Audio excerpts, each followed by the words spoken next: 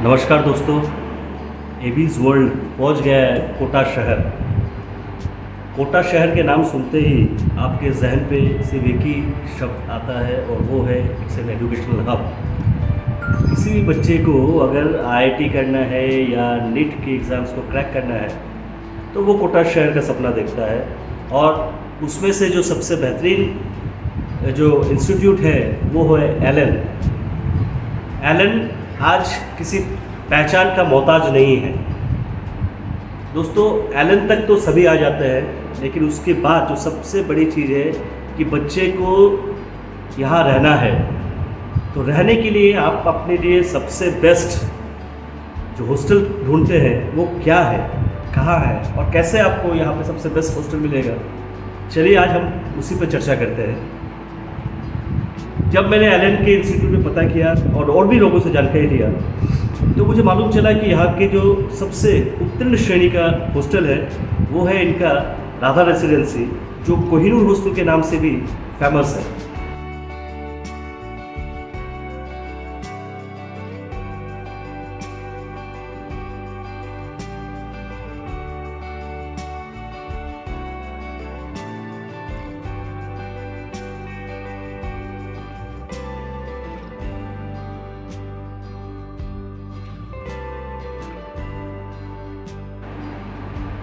तो चलिए आज इनके प्रबंधक से बात करते हैं कि ये हॉस्टल क्यों इतना खास है और ये कोहिनूर क्यों इसे कहा जाता है।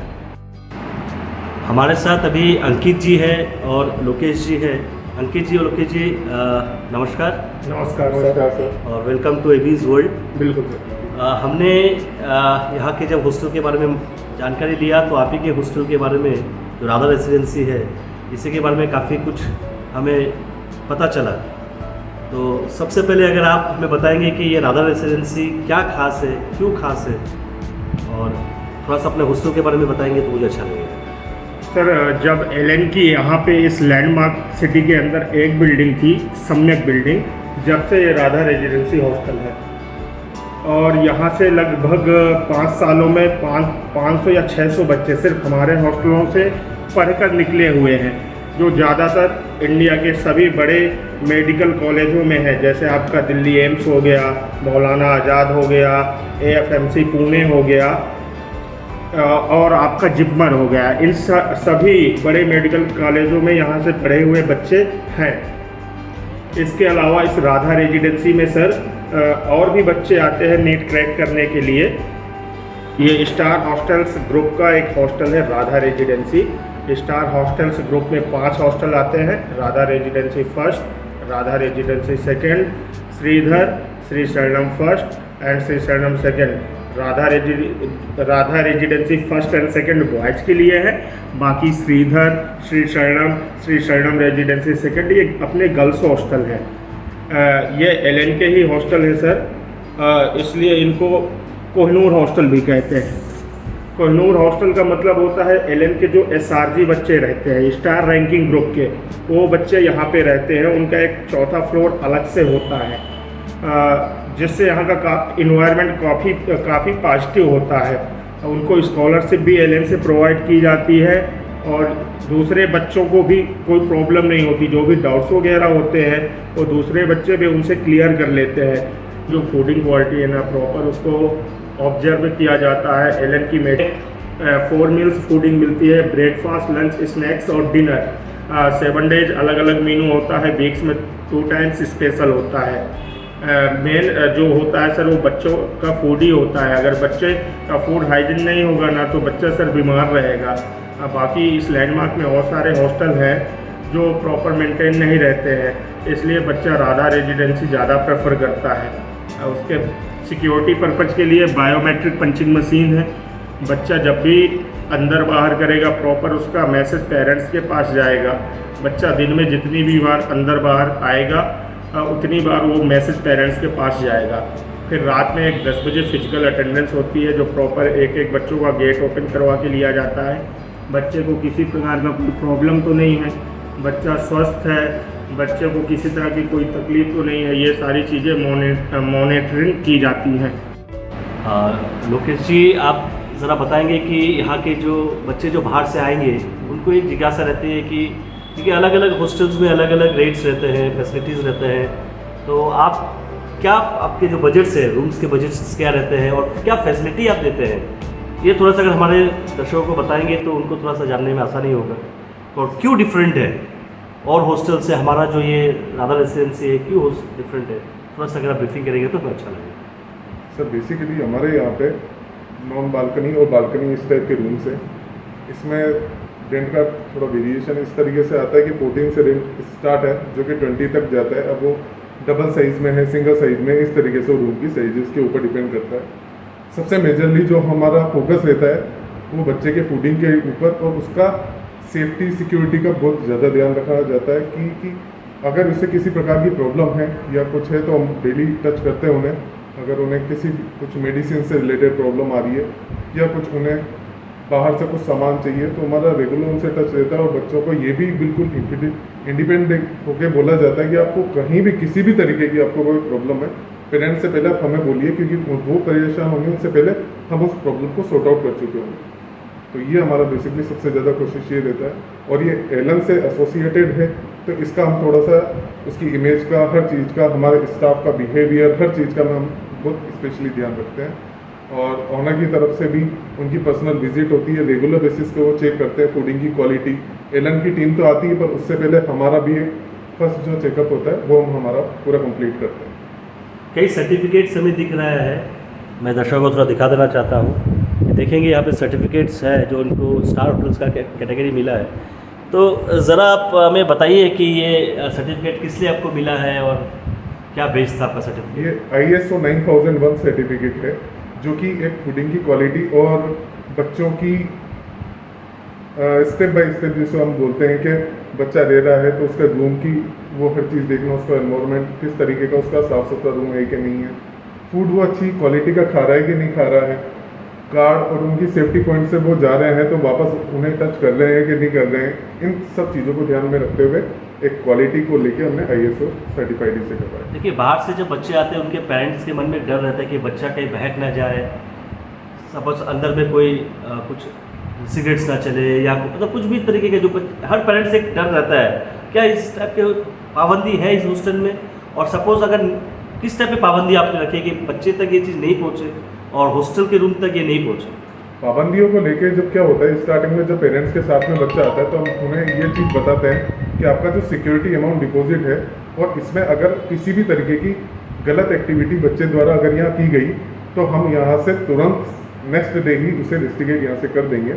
और उसके अलावा आपका सारा अमाउंट वो होगा वो सीज कर लिया जाएगा, क्योंकि अगर आप स्मोकिंग करते हैं, ड्रिंक करते हैं और ये एक वेजिटेरियन हॉस्टल है तो नॉन वेज भी यहाँ अलाउ बिल्कुल नहीं है। तो इस चीज़ों का बिल्कुल ध्यान रखते हैं। और अगर बच्चा 8 बजे के बाद अगर कहीं रह जाता है और बच्चे का कांटेक्ट नहीं हो पा रहा है तो हम तुरंत पेरेंट्स से कांटेक्ट करते हैं और उनसे पता करवाते हैं कि अगर वो कहीं उनके रिलेटिव के यहाँ गया है तो वो हमसे इन्फॉर्म करें। और सर इस चीज़ को लेके रात में राउंड्स भी हमारे गार्ड है, रात में 2 सिक्योरिटी गार्ड है, वो प्रॉपर राउंड लगाते हैं, हर 2 घंटे में राउंड लगाते हैं। वो प्रॉपर चेक करते हैं किसी रूम से किसी तरह की कोई स्मेल तो नहीं आ रही है, बच्चे एक साथ एक रूम में 3-4 बच्चे तो नहीं बैठे हैं, शोर कर रहे हैं, उसकी वजह से अगला बच्चा डिस्टर्ब हो रहा है। ये सारी चीज़ें प्रॉपर देखी जाती हैं। अगर सपोज यहाँ से रूम से कोई बाहर भागने की कोशिश करे, इस टाइप में कोई, या फिर पूरा गार्डेड है आपका ये हॉस्टल जी, सपोज कोई निकल जाना चाहता है, साइड से निकल गया या किसी के हाथ में जो धूल झोंक के निकल रहे हैं, इस टाइप का कोई चांसेस हो सकते हैं? हाँ सर, रात 10 बजे एक फिजिकल अटेंडेंस होती है, बिल्कुल हो सकते हैं। उसमें प्रॉपर बच्चों को चेक कर लिया जाता है और उसके पहले ही गेट बंद कर लिया जाता है। बाहर मेन गेट है, एक मेन गेट बंद होता है, फिर गैलरी का गेट बंद होता है, फिर अटेंडेंस होती है। इसके बाद बच्चा सारे रूम पे आने के बाद इसके बाद बच्चा कहीं नहीं जा सकता, ये आपके हाँ, विदाउट पेरेंट्स की परमिशन के। ये तो बहुत अच्छी बात है। जो भी हमारे आसाम के दर्शक सुन रहे हैं जिनको अपने बच्चों को भेजने में ऐसा लगता है, तो मैं तो काफ़ी कन्विंस्ड हूँ। मैंने अपने बच्चों को भी यहाँ पे रखा है और मैं काफ़ी कन्विंस्ड हूँ, इसीलिए मैंने ये वीडियो बनाया ताकि आप तक मैं ये मैसेज पहुँचा सकूँ कि अगर कोटा में आप आते हैं तो यहाँ पे काफ़ी सुरक्षित है अपने बच्चे, क्योंकि हमारे मन में हमेशा डर रहता है क्योंकि बच्चे इंडिपेंडेंट हो जाते हैं। और यहाँ पे कोई गलत संगत ना आ जाए। तो हमारा भी ये पहला सोच था, और उससे जब हमने ये बातें की तो मैंने इनसे एक रिक्वेस्ट किया कि आप इस बातों को, जो भी अपने बातें हैं, अपने समक्ष रखिए, ताकि हमारे दर्शकों को मालूम चले कि लोग राधा रेसिडेंसी क्यों चूज़ करें और कोहिनूर क्यों चूज़ करें। क्योंकि पढ़ाई का एनवायरनमेंट भी यहाँ पे होता है, मैंने देखा भी है, कुछ दिन रहा भी है, ये मेरा पर्सनल एक्सपीरियंस भी रहा है। और मैं आप लोगों को ये सजेस्ट हमेशा करूँगा कि अगर आप कोटा से यहाँ भेजते हैं तो आप राधा रेसिडेंसी 1 में आइए। यहाँ पे अंकित जी है, लोकेश जी है, आपके काफ़ी ऐसा भी फ्रेंडली नेचर्स के हैं इनमें। ये मेरे तरफ से तो मैं पर्सनल आपको अपना राय दे सकता हूँ। थोड़ा हम अपने रूम्स के भी कैटेगरी देख सकते हैं, किस टाइप के रूम्स हैं आपके पास, थोड़ा आप हमें रूम्स दिखाएंगे? बिल्कुल सर। चलिए थोड़ा रूम देखते हैं। यहाँ पे मीनू रहती है, आप देख लीजिए, मुझे आपको बता रही है। और आइए,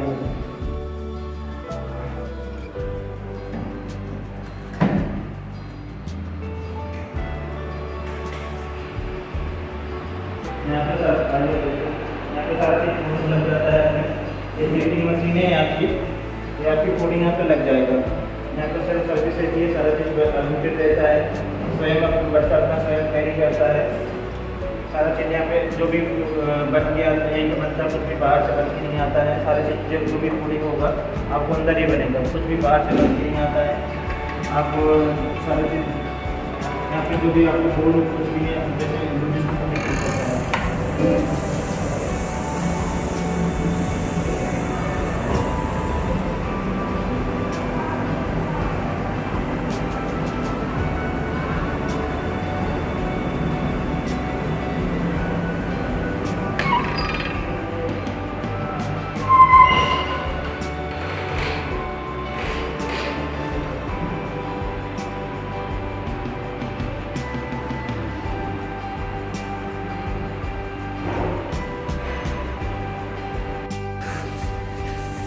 तो अभी हमें धीरू भैया जो है कमरे दिखाने ले जा रहे हैं। थोड़ा बैठ लेते हैं आप, थोड़ा सीढ़ी चढ़ के आए ना। ये रूम दिखाने वाले हैं। अभी हम ये एक टाइप के कमरे में आपको जैसे ये नॉन बालकनी है, ये बाथरूम है, इस पे आपके गीजर्स वगैरह सब लगे रहते हैं। जी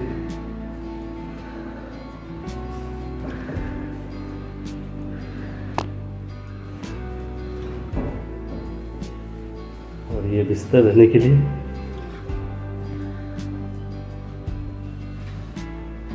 और ये स्टडी टेबल है। यहाँ पे धूप हमेशा आते रहता है। हाँ, बिल्कुल नेचुरल लाइट आती है, हवा आती है। ये फ्रिज हुआ, फ्रिज भी रखा है, ये चेयर है, ये अलमीरा है। अच्छा, तो सबसे बढ़िया है कि यहाँ पे एक लॉकर का फैसिलिटी भी दिया गया है, तो अपने कुछ भी प्राइवेट सामान रखना है इसमें रख सकते हैं। छोटा सा रूम, और बच्चों के लिए काफ़ी है ये सब। यहाँ पे जितने भी निर्भया रूम है सब सिंगल सीटर ही है। ठीक, तो यहाँ रूम में आके सपोज बच्चे लोग अड्डाबाजी वगैरह तो कर नहीं सकते हैं कि भाई 4 बच्चे आके यहाँ पे शोर संभाल।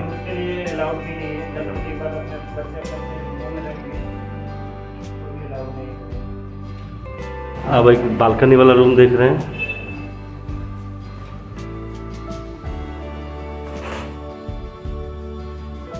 लेफ्ट हैंड साइड में स्टडी टेबल और एक बेड है। ये बालकनी है, तो यहाँ से एक छोटा सा बालकनी दिया गया है, यहाँ खड़े होके थोड़ा सा मन,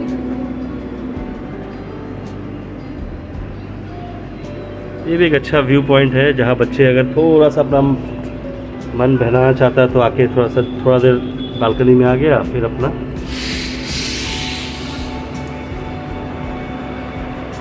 इसका लेट बार पीछे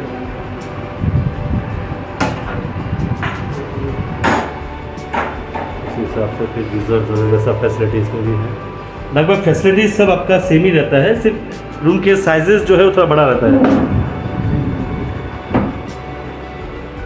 और ये कॉरिडोर है, इसी टाइप के हर रूम्स आपको मिलेगा दोस्तों। यहाँ पे एक बालकनी रूम्स होते हैं, कुछ नॉन बालकनी रूम होते हैं।